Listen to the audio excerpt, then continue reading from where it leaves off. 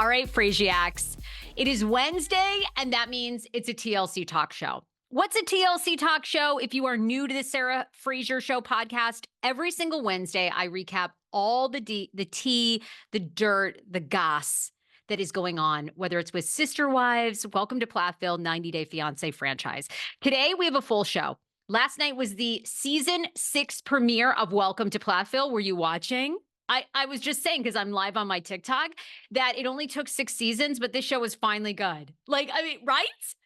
I mean, the drama, the freaking drama. First of all, I will get into the full thing.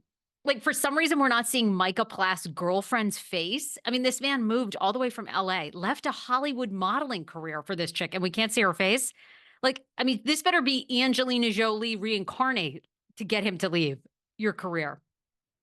So I will get into it, but if you are not on board with Welcome to Plathville, it is not too late. In fact, this is probably going to be the best season ever, mostly because everybody's getting divorced, fucking everybody else they can find around the Florida-Georgia line. I'm here for it. You know, I mean, this is starting to reflect my real life. So we'll get into that recap. Also, it's official. Christine Brown from Sister Wives is relocating to North Carolina. What does this mean for the future of the Sister Wives franchise? We'll discuss. And then lastly, a major former 90 Day Fiancé star has been going viral over the past couple of days because she says she has been having a virtual fetish relationship with a U.S. senator. She's revealing some of the freaky stuff that he wanted her to do. But I'm going to be honest with you guys. I have had this person on my podcast, and I love her dearly. I love her dearly. I'm very attracted to women that like know how to hack the internet, know how to get attention, because that's really, unfortunately, what it's all about now, the name of the game. And I'm certainly guilty of it as well. But I don't know if this person is the most credible source. I don't know if this story is true. So thank you for listening to the podcast. I'm obsessed with you all. Go and subscribe to the Sarah Fraser Show podcast if you're not already, on Apple, on Spotify. Hit 5 stars, leave me a review. Tell me what you love about the show, maybe something you would change or add to it. Welcome to Plathville season 6 last night. Micah Plath, Olivia Plath. Now, Micah Plath has been becoming even more famous because Andy Cohen has been putting him on Watch What Happens Live as a repeat bartender. Yes. He's gorgeous. He's blonde. You know, the entire family got on TV 6 years ago because there's, I think, 12 of the kids, but maybe the oldest doesn't want to appear on the show. And then unfortunately, you know, they had an accident where Kim Plath accidentally ran over one of her babies like years ago. It's so sad. So I think there's like 10 of them, that 10 or 11 that appear on the show, and they all look like Norwegian Vikings. Like they're just these perfectly blonde, like pale skinned children. And they grew up never drinking a Diet Coke. They never even knew what an iPhone was. And you're thinking to yourself, okay, well, maybe this was back in 1996. Hot knees. This was 2 years ago in 2020 in the pandemic when all we all did was just get on our phone. That was them. Now they had these like Christian values. There ain't a Bible in sight on this show anymore. Like, isn't that crazy? They all start out, Cody Brown, the Duggars. Duggars are the craziest group. They all start out like with all these religious values, like we don't believe in sex before marriage and we don't drink Diet Coke. And then they're on TV for 2 years and they're all split up. Like the parents are in a fucking swingers group. They're all making margaritas. It's like, what? Well, that's Welcome to Plathville season 6. So you can watch this show right now and you will have missed all the boring parts because it is really juicy. We opened last night's show with Micah Plath having moved from Los Angeles, California to pursue his modeling career, which, by the way, I mean, he can still do it in Florida, but I think he's totally onto it. For a woman in Florida who we don't see her face. What? Now, at first I was super outraged about this on the show, and then the more I watched, I was like, all right, this is kind of cool because I think midway through the season, they're going to reveal what she looks like. You can already find her online. In fact, I think maybe a year or two ago, because they've been together for a couple years, I think I posted her photo. Very attractive, very attractive. The heart wants what the heart wants, but I can tell him right now, as someone who's 40 living in Hollywood, like, what were you thinking? You know, make her move to you. What are you doing? Like, you're going to make it in this town. There are no failures in Hollywood, just people that give up too soon. So why did you move? I mean, the sex better be so good, you know? The pee better be fire because why are we moving across country for her? But we're going to see her face revealed. You don't see it last night. Micah says he's very happy. He's super fun on the show. He says he's only going to do interviews with his shirt off. Thank you. Thank you.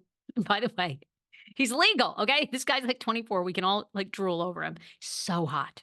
So he looks great. He seems happy. He's now living in Southern Florida. Then we see Ethan and Olivia throughout the night. Obviously, the most famous two people from this franchise, from this show. And they're getting divorced. And all of a sudden, and poor Ethan Plath, right? He's stuck in Minnesota while Olivia leaves and is living her best life in Los Angeles. He is stuck in Minnesota because they had a lease they couldn't get out of. So, can you imagine? So he's stuck in like Podunk, Minnesota. Nothing, no offense to my Minnesotans, because I'm from Maine. So what can I say about you? However, it like when you're divorced, like it's not, I wouldn't imagine that's the place to be, post-divorce. Well, he's stuck there and he has a lot of time to think. And the guy is very angry. Now, we wouldn't know it because you don't see a lot of emotion from him. The producers are like, tell me about what are you feeling right now? And he's like silent for 5 seconds. I think I'm angry. Dude, like throw something, get animated. The best way to get over someone is to get under someone. Like, what are you like? Crack a smile. This guy is so heartbroken. It's actually sad, and I have a lot of empathy for him. He's devastated. He really thought that he and Olivia could work it out. She shows up all of a sudden out of nowhere to collect her stuff in Minnesota because his lease is coming to an end. And, she's like, is there anything you want to say to me? She's trying to get emotion out of him, which is ultimately what women always want from men. And I understand, like, men are like, I'm not wired that way, but you guys have to give us a little something. Well, he doesn't really want to give her anything. Nope. He's got nothing to say. And then finally at the end of the episode, in this sort of last, like, little mea culpa, this last little heartbreaking shred, he's like, can't we just work this out? In that moment, I was like, oh my God, this show is everything. It's everything now. Everything. And she ain't interested in working it out at all because in the season previews, we see she's already met a man. She's already got a boyfriend. It's on her IG story. They're totally done. They've filed for divorce. I think their divorce may actually be finalized. One of you guys can Google that because I can't remember I think they did finalize it. And we learned last night they did not use a mediator to finalize their divorce, which makes sense. I'm imagining they don't have a ton of assets to go through. They don't have kids. They don't have child support. I doubt either one's asking for alimony. So, but it was very sweet. I thought he really does love her, even though last season, I think it was, there was this, it was portrayed that he had a real hard line about his Christian values and, he's very conservative and she's not, and could they get along with politics? So, but the ultimate thing is they were so young when they got married and she really doesn't believe in a lot of the Christian values that they have. So it would be hard to raise kids that way, but it was very sweet. Then we go to Kim and Barry. Kim and Barry, have you ever met two people like living their best lives? First of all, Barry Plath is hot. He works out all the time, guys, completely jacked, not wearing his glasses. This dude is getting a makeover in front of us, going to probably end up, I feel like Barry Plath's probably 50, gonna be with like a 38-year-old. That's gonna be weird. Looks great. Seems very sensible on the show. And we see that Mariah has moved back in with him. And poor Mariah is having the most difficult time. And again, this is what either the show is being genius at just teasing that there are going to be some big reveals, or if the show never produces these big reveals, I will yell and scream and trash the show left and right, much like I did something about her sandwich shop. And by the way, I stand by that review. They were really poorly organized that day. I digress. But Mariah is like living with Barry, going through this dark thing, and now alludes to the fact, and I love that she's like growing up and she's in business suits. Like the bitch is like, you know what? I'm going to wear a 3-piece suit for this confessional. What are you? Are you a realtor after the show ends? Like what's going on? But she's like, she used to a couple seasons ago, if she wore a tube top, that was like a lot of clothing. And now she's like business suit, buttoned up. And she alludes to the fact on the premiere episode last night that she has dated a guy who completely deceived her. And he is not the man that she thought he was. Now, I don't think she's referring to Max. Max was the boyfriend she had on the show now, like 2 seasons ago.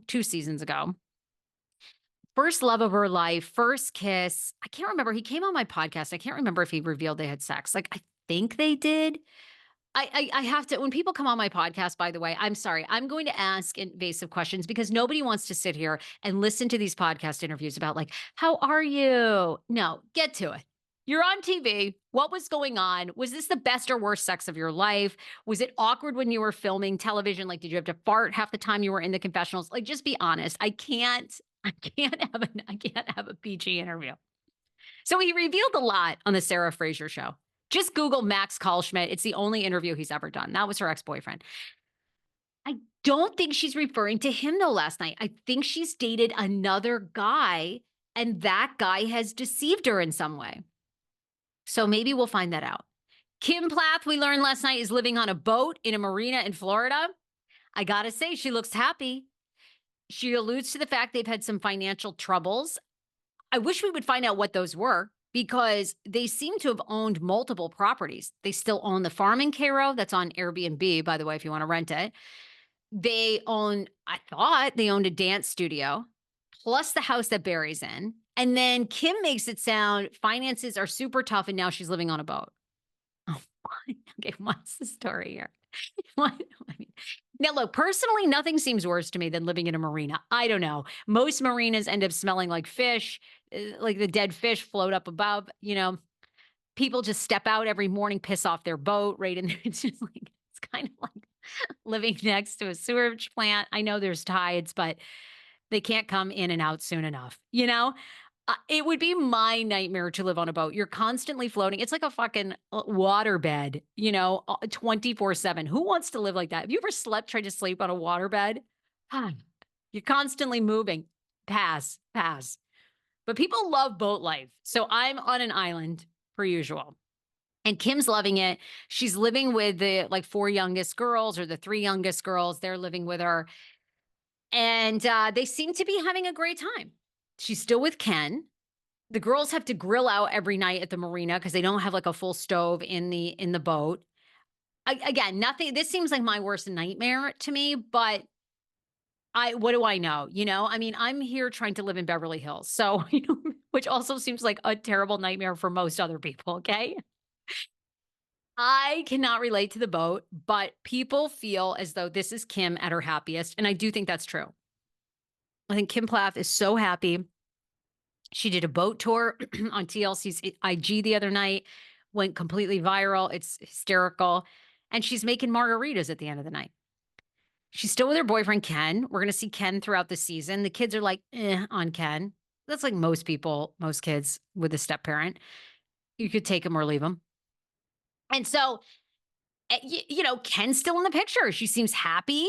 She's moved on. She and Barry are fully filing for divorce. There is no chance of them getting back together. And that's it. She's telling us about boat life and money life. I want more of their finances, though, because I can't figure out if these two, Kim and Barry, are like doing well or not real, or she like lives above her means. You know what I'm saying? Anyway, there it is. It's going to be a great season. I'm obsessed. Let's move on to Sister Wives. Sister Wives, lots of reveals over the past week. McKelty and Tony, they're famous for their Patreon that you can watch every single week.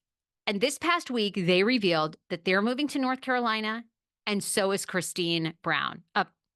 Here we go again. Janelle Brown.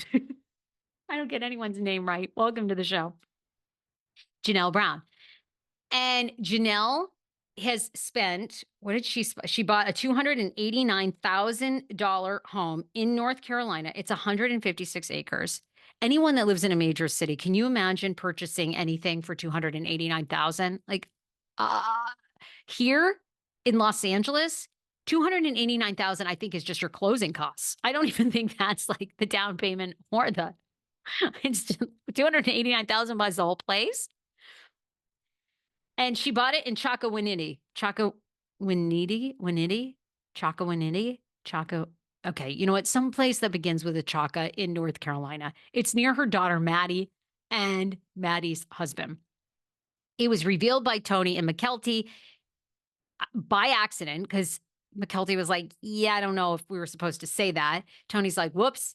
And then from there, In Touch jumped on it, and In Touch magazine pulled the property records. And in fact, Janelle has purchased that house. So good for her. Obviously, she's lost her son, major transitions happening. And I'm sure she wants to be near her daughter. Like, she adores her daughter, and the two of them are super close. They do their MLM companies together. Good for her. Sister Wives is going to have to move production to North Carolina. McKelty and Tony also moved there. Now, they've been living in Utah and alluded to the fact that they're done. They want out of Utah. And they a lot of people have read into their Patreon that maybe things are not so great between McKelty and Tony and Cody and Robin, because they kind of referenced on their live, like, yeah, we need a fresh start. We need to be independent. We were mostly staying here for our mom, Christine. We wanted Christine to have a support system. And now she has that with David. We're out. So people are like, sounds like things maybe are not so great between Tony, McKelty, Cody, Robin, Christine. Again, we don't know. That's just total speculation. But a lot of people are reading between the lines that their announcement that they are moving to North Carolina for a fresh start was a little bit of a, are things not great? There you have it. Other Sister Wives news is Christine Brown celebrated her birthday, her 52nd birthday recently, and is now crediting Pink and Pink playlists for getting her through her divorce with the CodeStar. Wait, like, all right, Pink. Like, Pink will do that. I've yet to be to a Pink concert, but everyone says Pink is amazing live. I just went to Justin Timberlake, and I could have saved the money. I'm thinking about going to Chris Brown. Did anyone go to Chris Brown? Oh, yeah. Okay. Chris Brown, like, yeah, 3 times was my aughts. Like, that was my aughts song when I was working on Hot 99.5 in the Kane Show and like my radio days. Like, that was my going out. Oh my God. Yeah, 3 times was just so good. Anyhow, so talented.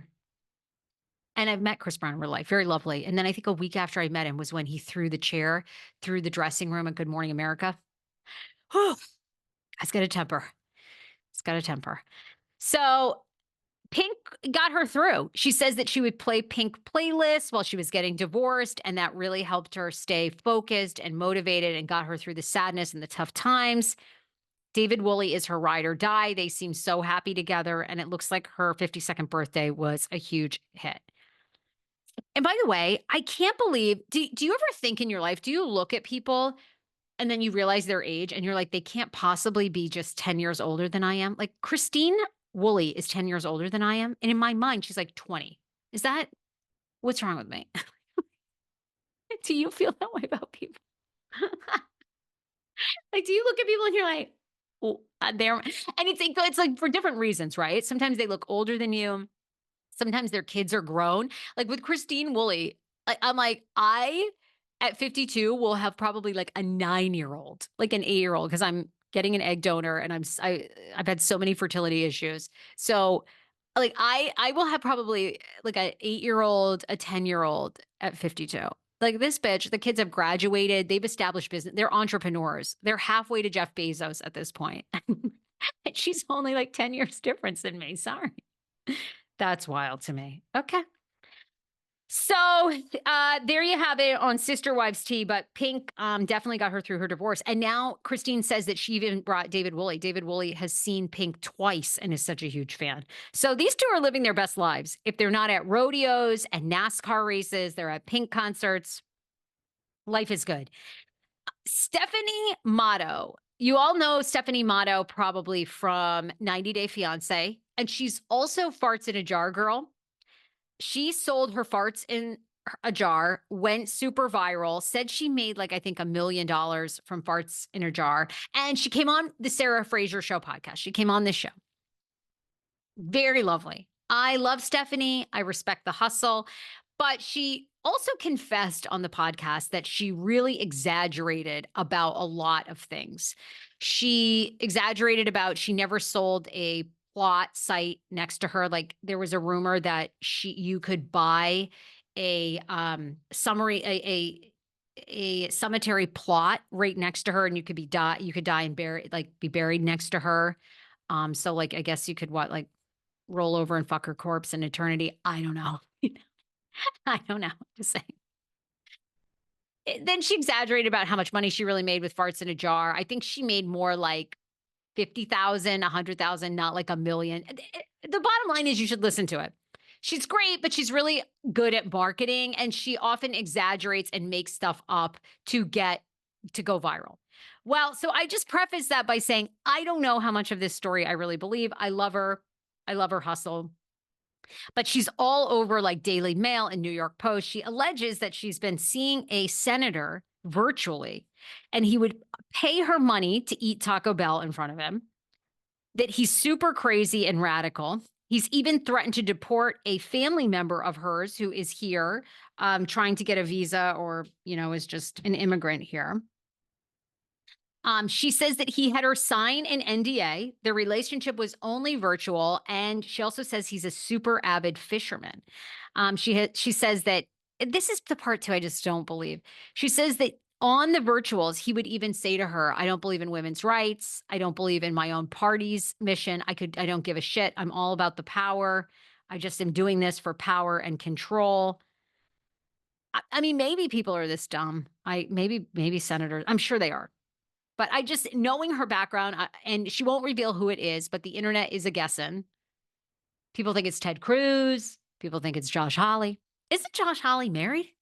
Isn't Josh Hawley married? So if you have any guesses, if you think it's real, that one is super viral. Lastly, Happily Ever After, huge season this season. Starting July 28th, we're gearing up for the tell-alls. And supposedly we are going to have the most tell-alls in history of a TLC show. They're talking 5 or 6 tell-alls. Do you want to hear that much from Jasmine and Gino and Lauren and Alexi and Emily and Kobe? Do you want to hear that much from them? 6 parts. Oh. Michael and Angela Deem, they're going to be there. It's going to be good, and I will watch that. But in the meantime, In Touch has revealed, because Emily and Kobe bought a house together. Now, they've been living with Emily's parents. Emily's been on this podcast, adore her, love her. They bought a $310,000 house in Kansas. And so a lot of the outlets have been going, how are they affording this house? Now, Kobe works in construction. He's been doing great. He's working like 7 days a week. They've been saving for this home. It's a 3-bedroom house in Kansas. And it's been revealed that Emily, I'm not sure if Kobe gets paid that, but Emily makes $1,500 per 90-day episode. And they said that that's standard for most 90-day franchise stars. Now, I will say, I do know from a very reliable source that Angela Deem and Michael each make around $15,000 an episode, which is why you saw them in fewer episodes.